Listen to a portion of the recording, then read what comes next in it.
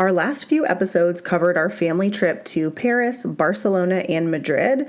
And in today's episode, we're sharing all of our best tips, lessons learned, and more for how to make your family Europe trip a raging success.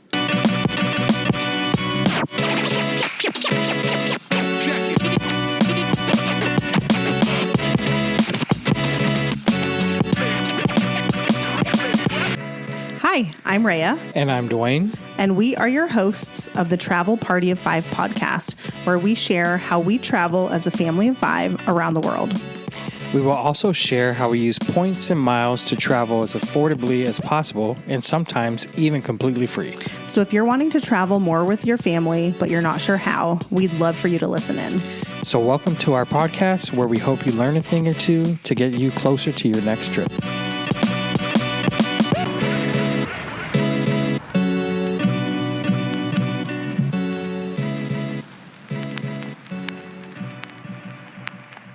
Welcome back. Hi, guys. Thanks for tuning in. Happy whatever day you're listening. Happy podcast day. I was just telling Dwayne that I am ready for it to be summer, and I feel like we're super close. Well, actually, where we live, it's summer, basically. It was 100 degrees yesterday. It's been summer for at least a week already. But I am ready to sit poolside at a nice hotel with a margarita in my hand and watch my kids play in the water. That's what I'm ready to do. What about the pool in our backyard? I mean, we could do that in our backyard also, but it's not the same. It's definitely not the same. The vibes are not the same. In our house, no one is going to come around with like a drink and a food menu where I can just order from my lawn chair. That doesn't happen here. So I'm excited for hotel pool season. We have a couple of updates and like kind of newsworthy things to talk about. And then we're going to get into the meat of today's episode, which is basically everything that we learned from our Europe trip and things we would do again, things we would not do again, and, learn from our mistakes kind of a thing. But the first thing that we're going to talk about is there is an offer that if you follow anyone in the Points and Miles community, you are probably sick to death of hearing about this offer. And so I apologize, but I am also going to tell you about this offer. So the Chase Sapphire Preferred card has an elevated offer right now of 100,000 bonus points. Like that's the sign up bonus. And the minimum spend is $5,000. You have 90 days to meet that minimum spend, and the annual fee is $95. The normal welcome offer on this card is 60,000 points.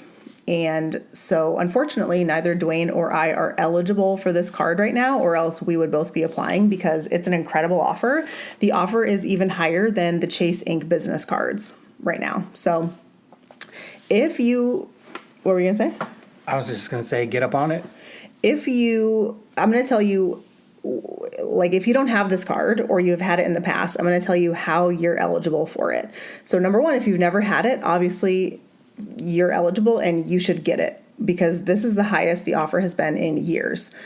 If you have had the card previously or have it currently, it has to have been 48 months since you last earned the sign-up bonus. So not since you originally opened the card, but whatever date you met the sign-up bonus, it has to be 48 months from that. So if it's been more than 48 months since you got the bonus the first time, what you want to do is call Chase and downgrade that card to like a Freedom or a Freedom Flex, anything that has a $0 annual fee, and then give it a couple weeks and then reapply. Some will say to wait 30 days. I don't know if this offer will last 30 days. We don't have an end date yet, but I would be hesitant to wait the 30 days because I don't know if it will still be there. And as of time of recording, it's April 13th, 2025. This episode will air April 14th, 2025. So if you're listening to this in the future, I have no idea if this offer is still available or not, but I will put a link in the show notes to our referral code for this offer. And if you've ever gotten any value out of our podcast and you are planning to get this card and you haven't already jumped on it, we would love it if you would use our referral link. We don't earn any cash from it, but we would earn like 10,000 Chase points. So I'll put the link in the show notes, and if you are so inclined, we would so appreciate it if you would use it. However, let me also add on to that. If you have the card but you're P2, does not, you should refer them. Don't use our link, use your link. So, but if neither of you have the card, or if you don't know anyone that has the card, we would appreciate it if you would use our link. Okay, next thing. AA status. AA status. AA. I have decided that, so last year our quest was Hyatt Globalist status, right? We did that and it has worked out really well for us already, right? Yep. I have got a wild hair up my butt that this year my quest is American Airlines status of some sort. I am not 100% convinced that this makes sense for a family of 5. However, I'm going to give it a go and I will report back. Ashley gets around. If you follow her on Instagram, she's one of my favorite travel points creators, even though she doesn't have kids and is like just generally living the jet setting life that I am very envious of. But I love her content. She's super direct and she cracks me up all the time. And I got to meet her at TravelCon last year in Portland. So that was also super fun. She has an AA course that's out right now. Again, if you're listening to this in the future, I don't know if it'll be available because I think she only offers it maybe once a year. But she has a course on how you can earn American Airlines status without like flying AA. And it's a lot of like shopping portals and stacking and all that. And so I took the course and I'm going to put into effect everything that I've learned.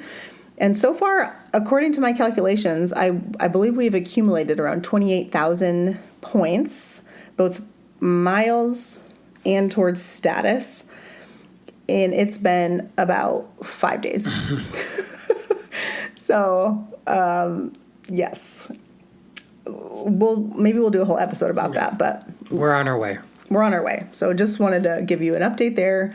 I'll report back on how this goes, and we'll give updates along the way. The last thing before we get into the meat of today's episode is podcast reviews. So we have around 30-something reviews at least on iTunes, and if you have ever gotten any value out of our podcast, I will desperately beg you to leave a review or a rating. My goal when I go into iTunes, because that's where I listen to podcasts, is to have our podcast recommended at the you may also like, which is at the bottom of like other popular points podcasts. And I check all the time and it's never there. So that's my goal. I want to see our podcast there. A lot of people reach out to me on Instagram and are saying they love the podcast. And first of all, I appreciate that so much. If you haven't left a review for the podcast, if you would do that, it is so, so appreciated. That would make me so happy. Yes, we would definitely appreciate that greatly. Yes. And thank you in advance for doing that. Okay, let's jump into it. So we are just a few weeks back from our 2-week trek to Europe. We have 3 episodes all about it with all the details and an episode on how I booked it and planned it. So it's a lot of Europe content. Yes, hopefully you enjoyed it. What was, like, we have specific questions that we'll go through, but I'm just curious, like, what was your overall impression of the trip?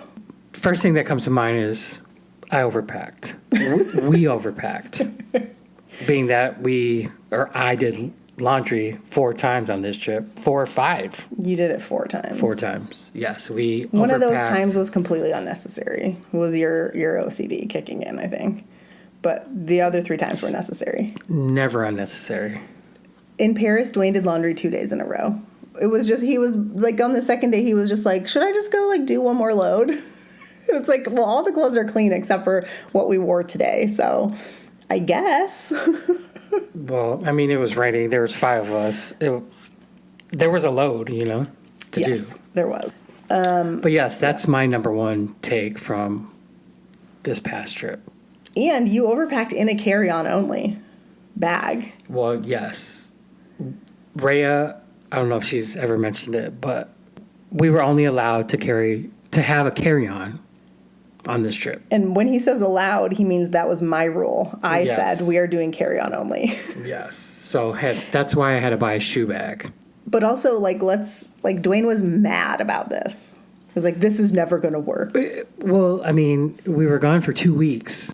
And I mean, the only way it worked is I did laundry. That's how it worked. But it was fine, right? I mean, it was fine. Yes. Yes. Yes. We could if you're easily do it able to again. do laundry, you will be fine. I mean, our bags were bursting. They were pretty full, yeah. They were full. Like, I thought the first baggage claim, our bags were going to come out the thing open and close everywhere. He kept saying we need to get luggage bands, and I was like, it's fine. We need to get straps next time for sure. Yeah, I was like, it's fine. Everything is fine. Well, what's funny, okay, so speaking of waiting for it to come out, so we packed carry-on only, but when we got to check in for our flight in Chicago, the lady made us check our bags. Yes, she did. Yeah, I wish that someone had been recording my face when I stared at her and said, excuse me. Like, ma'am, do you know what I went through to get this entire family of 5 packed in carry-on bags only? Like, are you aware of what it took? And now you're telling me that all my work was for nothing? Because it doesn't matter. Yeah, we had to check every bag. She was like, you're in zone 5, so yeah, we're requiring you to check it. Oh, I was so annoyed. But, I mean, it was nice to not have to push them through the airport. Like, I'll give them that. Okay, so speaking of, like, let's start. So luggage that we used, this was a big popular question that people asked. We have 4 away bigger carry-on suitcases, and we have 1 Delsey. The Delsey, we have 2 Delseys actually, but on this trip we only brought the small one. We have a carry-on Delsey and a big bag that you'd have to check. It came in a set. It came in a set from Costco, yeah. Shout out to Costco. And Costco is Dwayne's like other love in life besides me. Yeah. So the Delsey is fine. It's a little bit smaller than the Away. Not by much, but like a little bit. And so we use that for our youngest because her clothes are so tiny.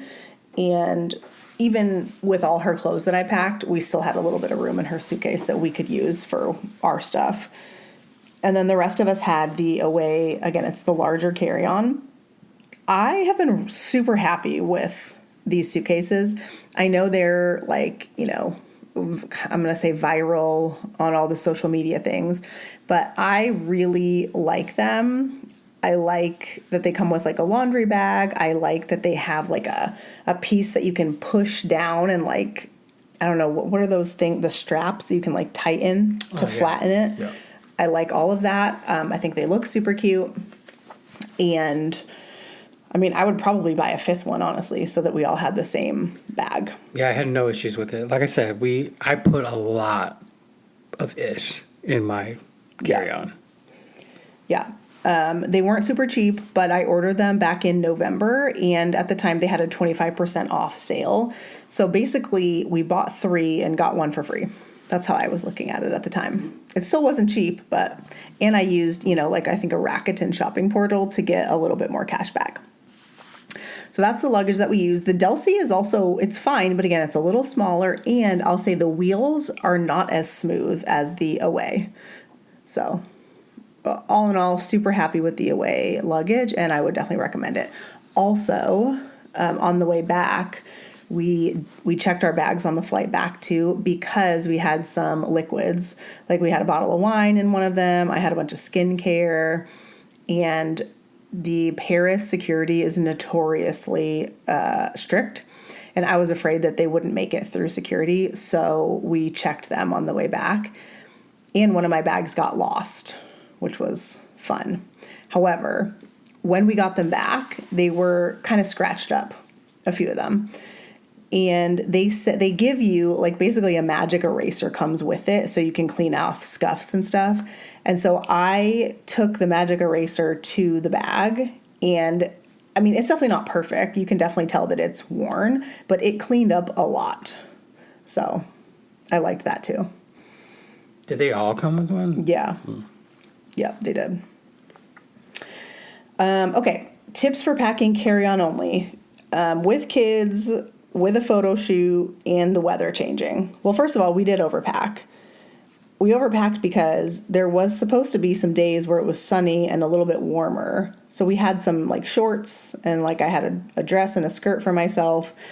And the weather ended up changing, and we didn't really get much weather like that. I think Dwayne and the kids wore shorts one time the whole trip. So, Yeah, again, that's mainly why the luggage was full, because we had jeans, sweatpants, jackets, you know. plus shorts, t-shirts, shoes. Yeah. I think that if the weather had been, like, even if it had been partially rainy and partially sunny, number one, we would have had to do laundry less because we would have been able to wear the, you know, the long pants and the long shirts when it was rainy and the other clothes when it was sunny. And, you know, but instead we just ended up having to continue to wear all of our cold weather clothes over and over. So that was part of the reason for the laundry, I guess. I also only packed like 5 pairs of pajamas, I think, for each kid, with the thought that, you know, we're going to do laundry once or twice. Yep. I also packed, in terms of like medicine, normally I would bring like liquid ibuprofen and Tylenol and stuff. But again, I didn't want the liquids to get pulled out during security. And so I got chewable. So that's another tip. I mean, I was even able to bring like a steamer. Which broke. It didn't break. I killed it because the voltage, it couldn't handle the European voltage, even though I was using a adapter. So it stopped working. First of all, I was like, this doesn't work very well here. It kept like sputtering. And then I realized, oh, I just burned it out. It was so hot. And so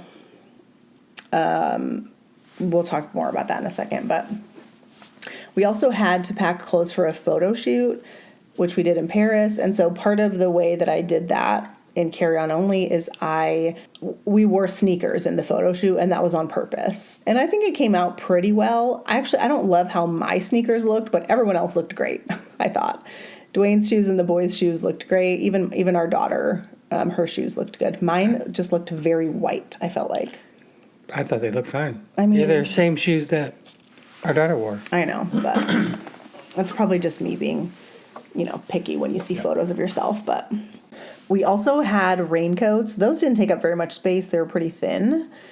And I just made sure everyone had one like packed in their suitcase because I knew it was going to rain. And I also made sure that we had at least 2 pairs of shoes for everyone so that if one got wet, they could wear the other one the next day. And so, that's really our best tips. I think you are always, like, what you pack is going to fill the size of the suitcase that you have. So if you start with a big suitcase, you're going to fill it. But if you start with a carry-on, you'll fill it and it'll be fine. Like, there's always things that I pack that I never wear. And that happened on this trip too. And we still were able to get in carry-on only. Yeah, I'm notorious for overpacking, but again, if you travel or if you plan to travel, look for a laundromat. Yep. And I mean, you can pack light. Yes. If you plan to do laundry more than one time. And we will link the bag that Dwayne got for his shoes because it's huge, but if you need to travel with shoes, it worked out really well. Yeah, and I was able to put some clothes in it, so I mean, the bag is huge. Yes, but it never got flagged by any of the airlines. No, I will say. Honestly, I think they just saw the straps and thought it was a book bag, and then probably when I walked by them, they were like, "Holy!" They were like, "Whoa, that's a house!" That's a big ass bag. Okay, so I feel like those are our best tips on packing. I also think, like, for women's especially, like, number one, you can reuse pieces. I did bring a couple pairs of wool clothing that I bought that are really good for travel because they, like, don't retain any odor, and so you don't really need to wash them as much. I felt like they were kind of itchy, and so I don't really know how I feel about wool, them. So it's going to be a little itchy. Yeah, but, like, I mean, the green pants, those are wool pants. Those are nice pants. But I felt like they were a little itchy, so I don't fully know if I could recommend them yet. I need to try to wear them a little bit more first and see. Okay, next, phone coverage. So last year we didn't get any phone coverage when we went to Costa Rica, and you never turned your phone off airplane mode, and we used my phone because I have my phone through my job, and they don't really have like a policy around travel, like when you're not, traveling for work. So we just used my phone. However, I do think there were some charges that There was some charges. that I don't know. Wasn't it like $600 or something? I feel like, yes, they were like, wait, were you traveling? There was some data, like, we're just trying to figure this out. I mean, I never saw like a bill for it. They never charged me for it, but I was like, well, I don't feel good about that. So, and we used your phone a lot that trip. Yes, GPS, like GPS, we had to Google everything. Hospitals. Oh, yeah. We used it a lot. Yeah. So this time, my original plan was for us to use Dwayne's phone, and Dwayne's service is through Verizon and mine is through AT&T, but again, that's a work phone. So my original plan was to sign up for the international plan with Verizon. And you can do like an unlimited month. You go on the website and it'll tell you like what's the better deal, because it's either a daily charge or there's a monthly charge. And because we were gone for like 2 weeks, the unlimited monthly plan was actually cheaper than paying daily. But when we got there, it like wasn't working, even though I signed up for it 2 different times. So I don't know why it didn't work. I haven't seen a charge for it on the bill, so I'm assuming that something happened and it didn't go through. But what we ended up doing instead was I had bought an eSIM for my phone. I think I said in a previous episode I didn't think I could do that because of security issues. I assumed it would not be allowed because I have a company phone, but I asked before I left someone in IT, and they said, yes, you should get an eSIM. So I did. We bought it through Airlo. It was $37 for 10 gigabytes of data, and you have it for like a 30-day window. And so I set my phone up, and my phone worked immediately upon landing. It was pretty easy. And once we learned that Dwayne's phone was not working using the Verizon International plan, I then bought him the same eSIM. So we spent a total of $74. We each had 10 gigabytes of data, and we did not run out. I think I ended with 2 or 3 gigabytes left. Yeah, I was a little bit lower, but yeah, we still made it. But I was lower because my freaking hotspot kept turning on for some reason. Somehow when the kids were using the iPads on the plane, it kept automatically turning on Dwayne's hotspot, and we didn't realize it at first. And then when we did realize it, we like couldn't get it to turn off for some reason. Yeah. So I don't know. We also had no issues with coverage. Like, it worked great in both France and Spain. Yeah. So when you sign up, you basically say like, these are the countries I'm visiting, and then it'll recommend like a SIM card for you. And they have different ones for different countries. So yeah, it worked great. I would definitely recommend it, and I would definitely use it again. What we brought in terms of like medication and snacks and all that, I did bring a bunch of snacks. I always bring like bananas, oranges, apples, and then like Chomps. Chips. Yeah, Chomps, meat sticks, chips, and like maybe some little cookies or something. But I didn't bring a ton because I really just wanted them for all the flights. And, maybe for an occasional thing in the hotel room, because I knew that we were going to be eating a lot of snacks there too, like local snacks, which is what I would prefer. It was more just in case the kids are hangry and they need something to hold them over. And by the time we flew back, we didn't have any left. They were all gone. Yeah. So I feel like I planned a good amount for that. In terms of medications, I already mentioned I brought chewable Tylenol and ibuprofen. Of course, they have those things there. It's more of just whenever the kids get a fever, it always seems to be at night. And, at 2:00 in the morning, there may not be a pharmacy available that's open that Dwayne could go to. So I just basically brought enough to get us through a night or two if someone were to get a fever in the middle of the night. I also brought a thermometer. I brought some Band-Aids, both for cuts and blisters. I brought some antibiotic ointment. Really just basic things, like nothing crazy, because again, they have pharmacies there, obviously. So, Yes. But luckily this trip, one of the few trips, we didn't have any issues. nobody got sick. Yeah. It was great. Jet lag with kids. Yes. So you're definitely going to experience some jet lag, especially going to wherever it is, Asia, Europe.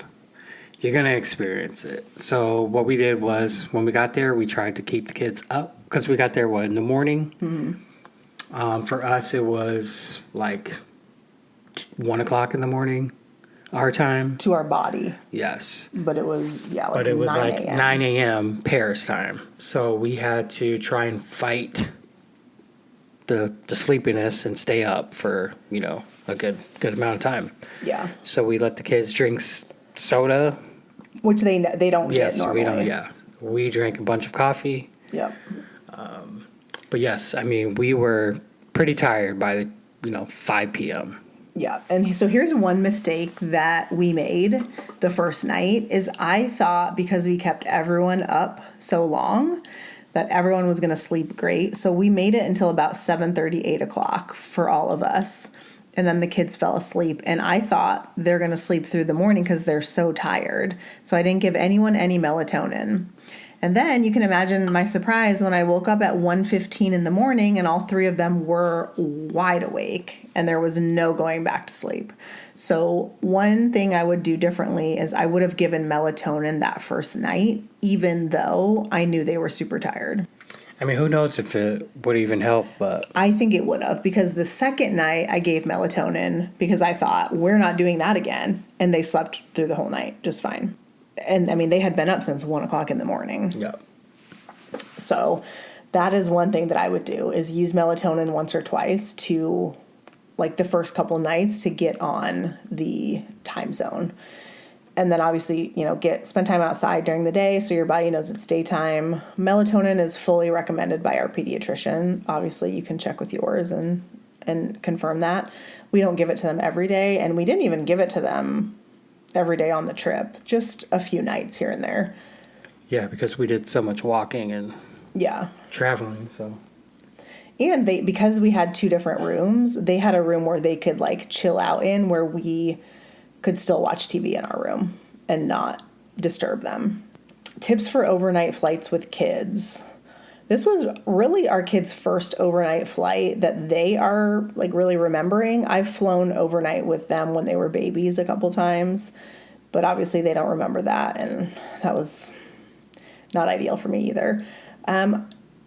I think I just set expectations with them of this is what's going to happen and this is what it's going to be like. And, you're going to have to sleep sitting up a little bit. It's not going to be super comfy and you're probably not going to get that great of a sleep, but it's only one night and, I'll have a comfy bed and place to sleep, the following night. So I think I just set expectations. We talked about it a couple of times.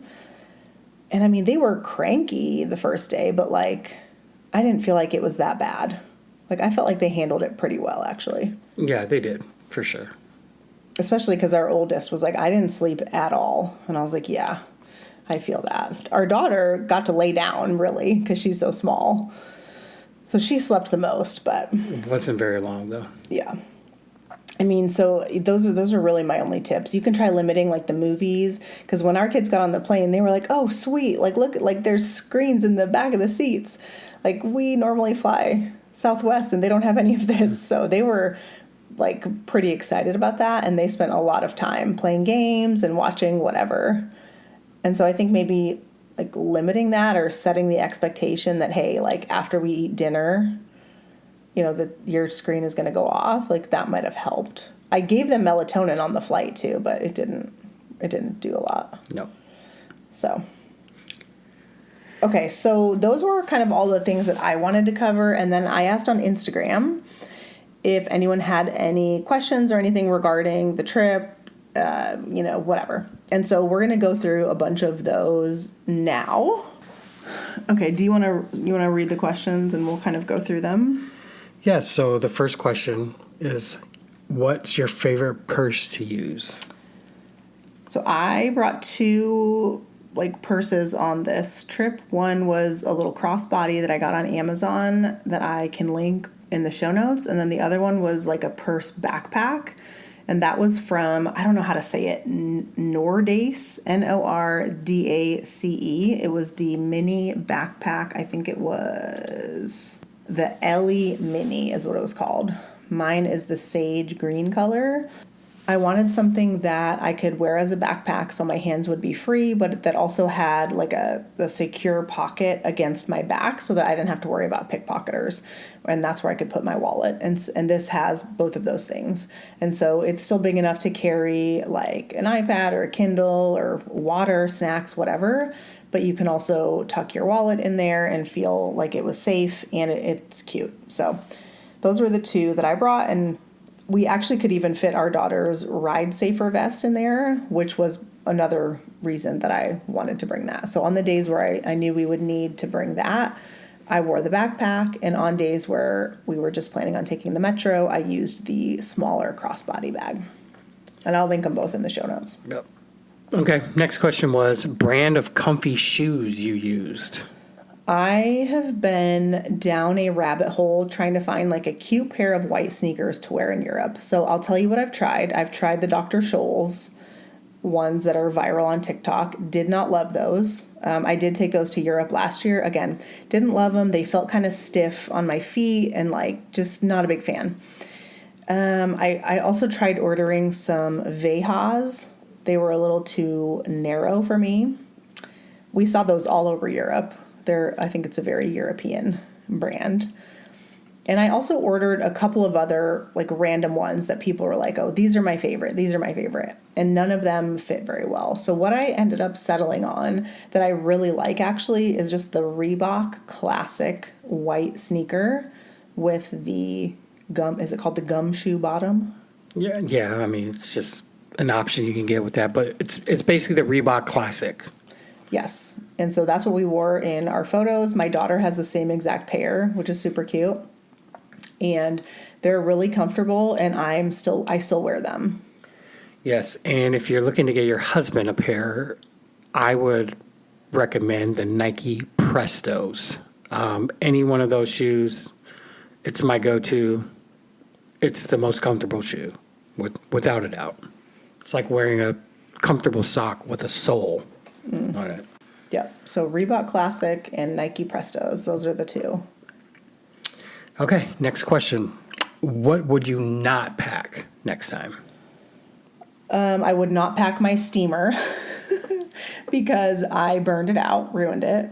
And it just never occurred to me. I just assumed using the adapter would be fine. It would be fine, but it was not fine. And it never occurred to me to look at the voltage on it until after it was dead. So maybe that.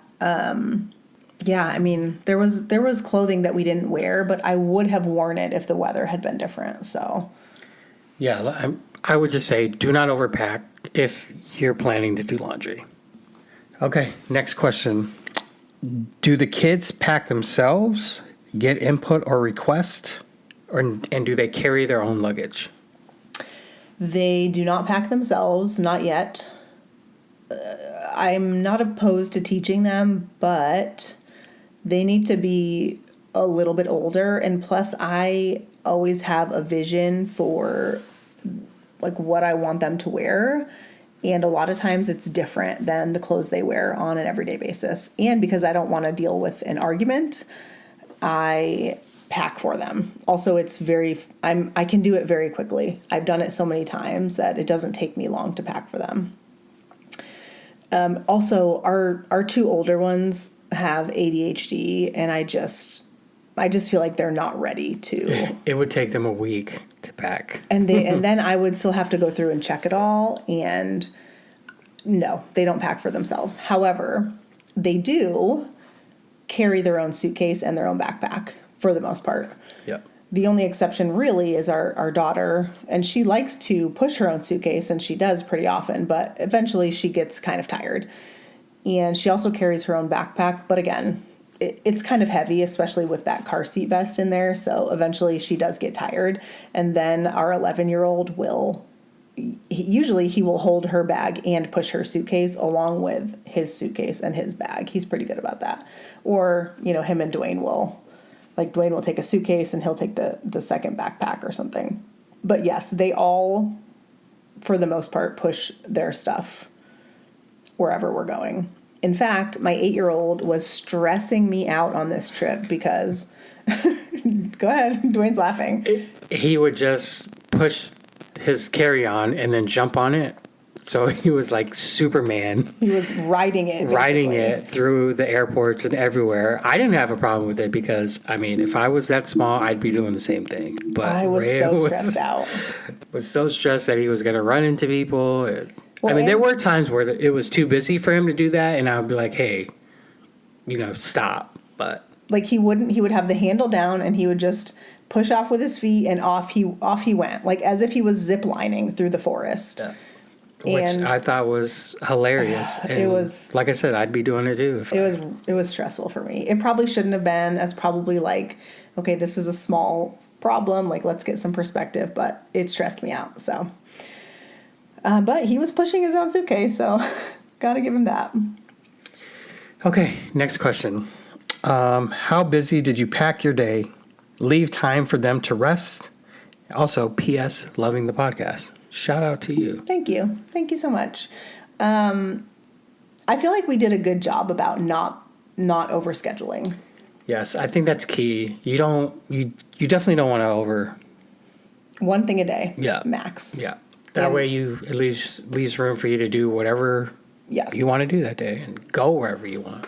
And I think one thing a day and one free day is a good method, because and then have in the back of your mind, these are a few extra things that maybe I would like to do if we can make it work. That's kind of how we approached this every time. And, sometimes we couldn't do those things because of the weather or whatever. But I mean, the Royal Palace of Madrid, for example, I had that in the back of my mind that I was like, that's something I would like to do, but I didn't schedule it. And then we ended up doing that one day. But I felt like we had a lot of time to relax. We had a leisurely breakfast every morning, and we had a couple of at least one afternoon, evening in each city where the kids just got to watch their iPads or the TV, and we got to read a book or whatever and relax a bit.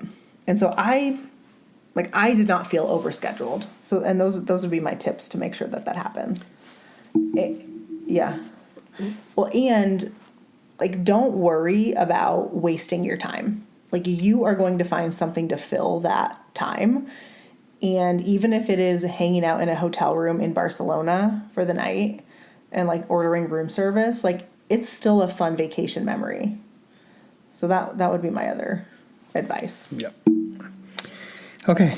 Next question. This says balancing schedule versus unscheduled time. So basically, yeah, I feel like that goes hand in hand. Yeah.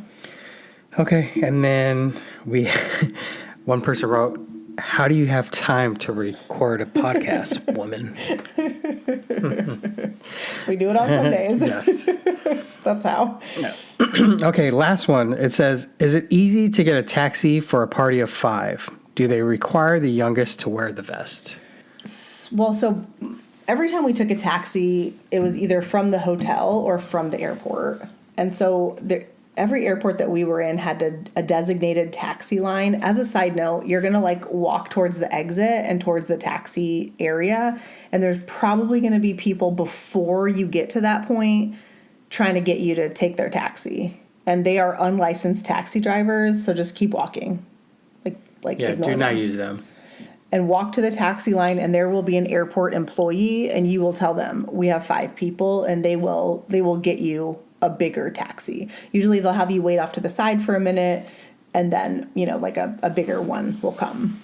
And I mean, we were never the only big group waiting either. Yeah. There was, and we never really had to wait that long either.